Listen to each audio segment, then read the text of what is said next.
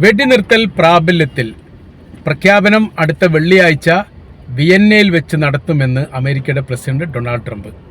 നിലവിൽ വെടിനിർത്തലുമായി ബന്ധപ്പെട്ട എല്ലാ കരാർ വ്യവസ്ഥയും പ്രാബല്യത്തിൽ വന്നിരിക്കുന്നു എന്നാണ് അദ്ദേഹത്തിൻ്റെ സ്ഥിരീകരണം. ഇനി കരാർ വ്യവസ്ഥ ഏറെക്കുറെ രണ്ട് രാജ്യങ്ങളും സമ്മതിച്ചിട്ടുണ്ട് എന്നുള്ളതും വല്ലാതെ വൈകാതെ തന്നെ ഹോർമുസ് സ്വതന്ത്ര പാതയായി ഈ മേഖലയിലൂടെ എല്ലാ കപ്പലുകൾക്കും യഥേഷ്ടം സഞ്ചാരം നടത്താം എന്നുകൂടി അദ്ദേഹം പറഞ്ഞിരിക്കുകയാണ്. സോഷ്യൽ ട്രൂത്തിൽ ഇങ്ങനെ അദ്ദേഹം പങ്കുവച്ചിട്ടുണ്ട്: ഹോർമുസ് തുറക്കുകയാണ്, ലോകത്തിൻ്റെ കപ്പലുകളെ നിങ്ങളുടെ എൻജിൻ ഓണാക്കി വെക്കുക, ഇനി ഒരു പ്രഖ്യാപനം മാത്രമേ ആവശ്യമുള്ളൂ, നിങ്ങൾക്ക് സ്വതന്ത്രമായ രീതിയിൽ ഇതിലൂടെ സഞ്ചാരം നടത്താം എന്നുള്ളതാണ്. തൻ്റെ ജന്മദിനവുമായിട്ട് ബന്ധപ്പെട്ടാണ് ഇത്ര എളുപ്പത്തിൽ ഇത്ര വേഗത്തിൽ തന്നെ ഇങ്ങനൊരു പ്രഖ്യാപനം നടത്തിയത്. ചർച്ചയുമായിട്ട് ബന്ധപ്പെട്ട് പരസ്പര വിരുദ്ധമായിരിക്കുന്ന അഭിപ്രായങ്ങളും നിലപാടുകളൊക്കെ വന്നിട്ടുണ്ടെങ്കിൽ പോലും അതിനൊരു സ്ഥിരീകരണവും ഏകീകരണവും യഥാർത്ഥത്തിൽ ഉണ്ടായത് ഇപ്പോഴാണ് എന്ന് അദ്ദേഹം പറയുന്നു. ഇന്നലെയായിരുന്നു ഡൊണാൾഡ് ട്രംപിൻ്റെ ജന്മദിനം.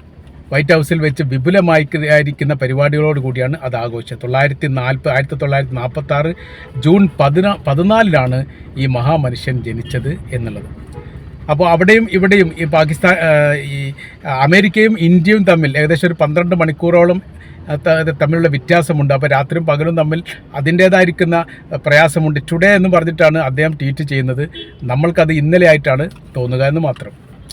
അപ്പോൾ ഇപ്പോൾ നിലവിലെ സാഹചര്യങ്ങൾ എന്തൊക്കെയാണ് എന്നുള്ളത് നമുക്കൊന്ന് പ്രതിപാദിച്ചു പോകാം. $300 മില്യൺ നഷ്ടപരിഹാരം നൽകണമെന്ന് ഇറാൻ പറഞ്ഞിട്ടുണ്ട് അമേരിക്കയോട്. കരാർ വ്യവസ്ഥയുടെ പ്രധാനമായിരിക്കുന്ന ഭാഗമായിട്ട് അത് പരാമർശിച്ചിട്ടുണ്ട്. എന്നാൽ ഇതേക്കുറിച്ച് അദ്ദേഹം അഭിപ്രായങ്ങളൊന്നും പറഞ്ഞിട്ടില്ല.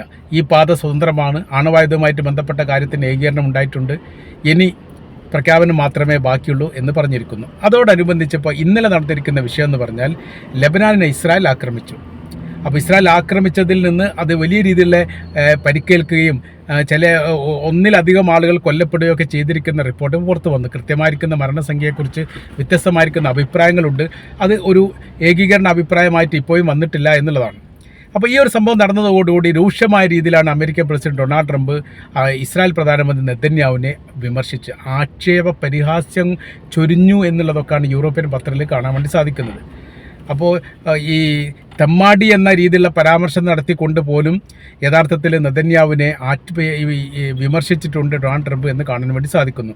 സമാധാന അന്തരീക്ഷത്തിലേക്ക് ലോകം നടന്നെടുക്കുന്ന സമയത്ത് ഒറ്റുകാരൻ്റെ റോൾ എടുക്കാൻ പാടില്ല, അത് ഒരു തരം മോശപ്പെട്ട കാര്യമാണ്, ആ പ്രവൃത്തിയിൽ നിന്ന് മാറി നിൽക്കണം എന്നുള്ള രീതിയിൽ ഈ ഇസ്രായേലിനെ അമേരിക്ക ഗുണദോഷിക്കുകയും ചെയ്തിട്ടുണ്ട്. എന്നാൽ ഈ വിഷയവുമായിട്ട് ബന്ധപ്പെട്ട് ഹിസ്ബുള്ള ഗ്രൂപ്പിൻ്റെ ഒരു പ്രതികരണം കാണാൻ വേണ്ടി സാധിക്കുന്നു. തങ്ങളുടെ രാജ്യത്ത് ആക്രമിച്ചതിന് തീർച്ചയായിട്ടും തങ്ങൾ തിരിച്ചടി നൽകും എന്നുള്ളതാണ് അവർ പറഞ്ഞതിൻ്റെ ഉദ്ദേശം. അങ്ങനെ ആവുന്ന സമയത്ത് ഈ പ്രശ്നം ഒന്നുകൂടി രൂക്ഷമാവാനാണ് സാധ്യത എന്നുകൂടി മനസ്സിലാക്കും. കാരണം ഈ മേഖലയിൽ ഇറാനെ സംബന്ധിച്ചിടത്തോളം ഇറാൻ പറഞ്ഞിരിക്കുന്ന കാര്യം വെടിനിർത്തലുമായിട്ട് ബന്ധപ്പെട്ട് ഈ ഹോർമുസ് എന്ന് പറയുന്നത്, ഈ ലെബനാൻ എന്ന് പറയുന്നത് നിർണായകമാണ്. അത് യുദ്ധവുമായിട്ട് ബന്ധപ്പെട്ട് ചേർന്ന് നിൽക്കുന്നതാണ്. അവിടേക്ക് നേരെ ഒരു ആക്രമണം നടത്തുകയാണെങ്കിൽ കരാർ വ്യവസ്ഥ ലംഘിച്ചതായിട്ട് തന്നെ തങ്ങൾ കണക്കാക്കുമെന്ന് പറയുമ്പോൾ യഥാർത്ഥത്തിൽ അമേരിക്കയുടെ ഈ പ്രഖ്യാപനവുമായിട്ട് ബന്ധപ്പെട്ട കാര്യം എത്രത്തോളം ഫലം ചെയ്യുമെന്നുള്ളത് കണ്ടറിയേണ്ടതാണ്. ഈ ഇറാനെ സംബന്ധിച്ചിടത്തോളം ഈ വിഷയവുമായിട്ട് ബന്ധപ്പെട്ട് ഡൊണാൾഡ് ട്രംപ് പ്രതികരിച്ച പോലെ ഒരു പ്രതികരണം ഇപ്പോഴും പുറത്തു വന്നിട്ടില്ല. ഒന്നുകിൽ വിദേശകാര്യമന്ത്രി അബ്ബാസ് അറാഗ്ചി പറയണം, അദ്ദേഹമാണ് ഇപ്പോൾ രാജ്യവുമായിട്ട് ബന്ധപ്പെട്ട മർമ്മപ്രധാനമായിരിക്കുന്ന കാര്യങ്ങളും അഭിപ്രായങ്ങളൊക്കെ പറയുന്നത്. അദ്ദേഹത്തിൻ്റെ ഭാഗത്തുനിന്ന് ഔദ്യോഗികപരമായിരിക്കുന്ന പ്രഖ്യാപനം വന്നിട്ടില്ല. അല്ല പിന്നെ ഇറാൻ്റെ പ്രസിഡന്റ് മസൂദ് പെഷഷ്കിയാൻ പറയണം, അദ്ദേഹം ഈ വിഷയവുമായിട്ട് ബന്ധപ്പെട്ട് പ്രതികരിച്ചിട്ടില്ല. അല്ലെങ്കിൽ അവിടെ ആത്മീയ നേതാവായിരിക്കുന്ന മുജ്തബ അലി കംനായി പറയണം, അദ്ദേഹം പ്രതികരിച്ചിട്ടില്ല. ഈ മൂന്നിൽ ആരെങ്കിലും ഒരാളുടെ ഒരു പ്രതികരണം നിർബന്ധമായും വരുന്ന സമയത്ത് മാത്രമാണ് അമേരിക്ക പ്രസിഡന്റ് ഡൊണാൾഡ് ട്രംപിൻ്റെ പ്രഖ്യാപനം യാഥാർത്ഥ്യമാണോ എന്നുള്ള അറിയാൻ വേണ്ടി സാധിക്കുക. പക്ഷേ ഇറാനിയൻ പത്രങ്ങൾ ഈ കാര്യങ്ങൾ ശരിവെച്ചുകൊണ്ടാണ് അഭിപ്രായം പറയുന്നത്.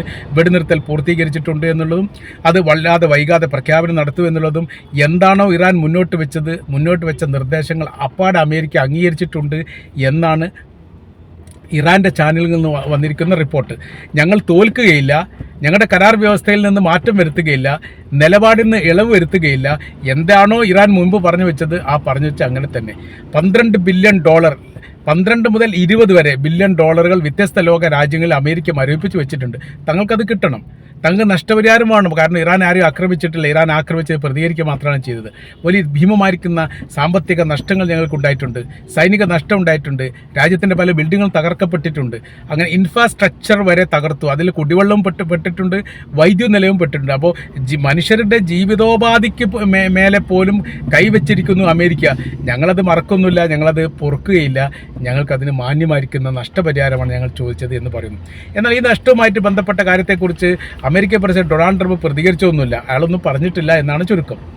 അപ്പോൾ ഈ തരത്തിലാണ് നിലവിലെ സാഹചര്യ കാര്യങ്ങൾ നീങ്ങിപ്പോകുന്നത്. അപ്പോൾ നമ്മൾക്കിത് ഈ വിഷയമായിട്ട് ബന്ധപ്പെട്ട് കൂട്ടി വായിക്കാൻ പറ്റുന്ന പ്രധാനമായിരിക്കുന്ന കാര്യം എന്ന് പറയുന്നത് പ്രശ്നം പരിഹരിക്കും എന്നുള്ള കാര്യത്തിൽ സംശയമൊന്നുമില്ല.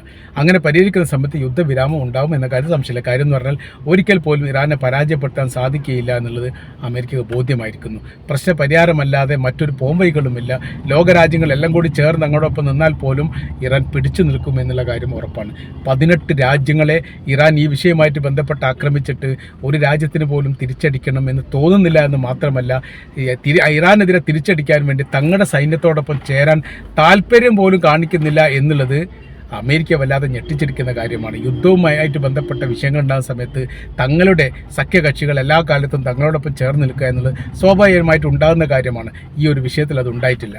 അപ്പോൾ അതിൽ തങ്ങൾക്ക് വല്ലാത്ത നിരാശയുണ്ട്. ഹോർമുസിനെ സ്വതന്ത്രമാക്കാൻ വേണ്ടിയിട്ട് പഠിച്ച പണി മുഴുവനും അമേരിക്ക നോക്കി. അതിനപ്പുറമായി യൂറോപ്യൻ രാജ്യങ്ങളോട് നാറ്റോ സഖ്യത്തോട് പോലും ഈ മേഖലയെ കപ്പലയക്കാൻ വേണ്ടി പറഞ്ഞു, ബ്രിട്ടനോട് പറഞ്ഞു, മറ്റ് ലോക രാജ്യങ്ങളോടൊക്കെ പറഞ്ഞു. പക്ഷേ ഒരു രാജ്യവും അങ്ങനെ കപ്പലയച്ചിട്ടില്ല.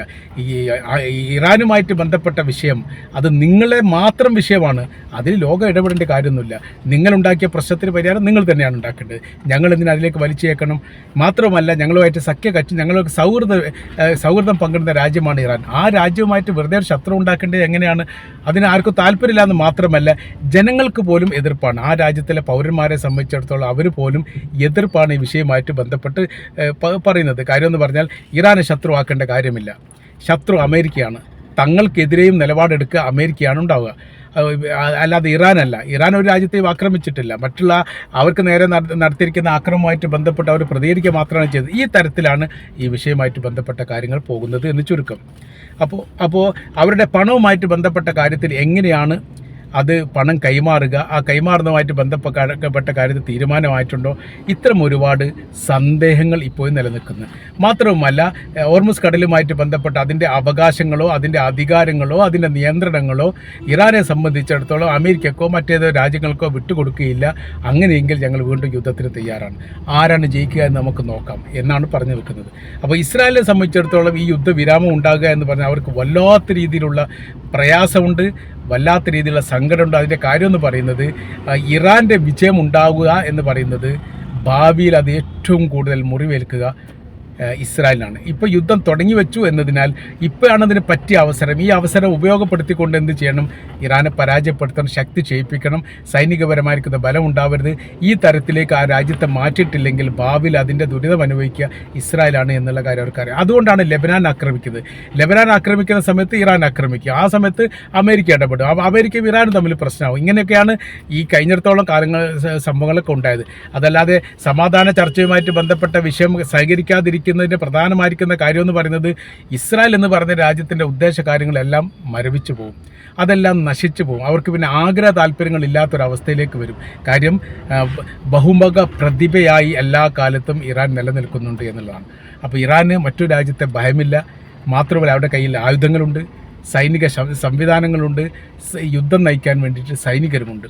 ഒരു തരത്തിലും ഇറാനെ പരാജയപ്പെടുത്താൻ വേണ്ടി പഠിച്ച പണി എല്ലാ തരത്തിലും, അത് ആകാശവും ഭൂമിയും കരമാർഗങ്ങളും ഉപയോഗിച്ചുകൊണ്ടും നിർമ്മിക്കപ്പെട്ട ആയുധങ്ങൾ ഏറ്റവും ശക്തമായിരിക്കുന്ന ആയുധം ഉപയോഗിച്ചുകൊണ്ടും ഡിക്ഷണറി പരിശോധിച്ചുകൊണ്ട് ഏറ്റവും നല്ല വാക്കുകൾ, ഭീഷണിപ്പെടുത്താൻ പറ്റിയ വാക്കുകൾ തെരഞ്ഞുകൊണ്ട് ആ ഭീഷണിപ്പെടുത്തിയിട്ടും ഒന്നും ഇറാൻ പതറിയിട്ടില്ല, ഇറാൻ തകർന്നിട്ടില്ല എന്ന് മാത്രമല്ല, വളരെ കൃത്യതയോടുകൂടി ഇപ്പോഴും അവർ പറയുന്നത് ഞങ്ങൾ യുദ്ധത്തിന് തയ്യാറാണ് എന്നുള്ളതാണ്. ലോകം അത്ഭുതപ്പെടുന്നതും ഈ ഒരു വിഷയത്തിലാണ്. ഇത്രയും ഒക്കെ പ്രശ്നങ്ങളും വിഷയം ഉണ്ടായിട്ട് പോലും അവരെ സംബന്ധിച്ചിടത്തോളം അവർ പറയുന്ന കാര്യം യുദ്ധത്തിന് തയ്യാറാണ് എന്ന് പറയുമ്പോൾ യഥാർത്ഥത്തിൽ ഇറാൻ്റെ പിന്നാമ്പുറം എന്തൊക്കെയാണ് ഉള്ളത് എന്നതിനെക്കുറിച്ചൊരു കൃത്യത വരുത്തുന്ന കാര്യത്തിൽ അമേരിക്കയും ഇസ്രായേലും പരാജയപ്പെട്ടു. ഏതായിരുന്നാലും യുദ്ധവിരാമം തീർച്ചയായിട്ടും സന്തോഷകരമായിരിക്കുന്ന കാര്യമാണ്. അങ്ങനെ സംഭവങ്ങൾ നടക്കട്ടെ എന്ന് തന്നെയാണ് നമ്മൾക്ക് പറയാനുള്ള കാര്യം. കാര്യം എന്ന് പറയാം, നിരപരാധികൾ കൂട്ടക്കൊല ചെയ്യപ്പെടുന്ന ദയനീയ ഭീകരാവസ്ഥയാണ് യുദ്ധമെന്ന് പറയുന്നത്. അവിടെ ഒരിക്കലും നീതി ഉണ്ടാവില്ല. സാധാരണക്കാരെ സംബന്ധിച്ചിടത്തോളം ഈയാം പാറ്റകളെ പോലെ ചത്തൊടുങ്ങുന്ന ഒരു സ്ഥിതിയാണ് ഉണ്ടാവുക.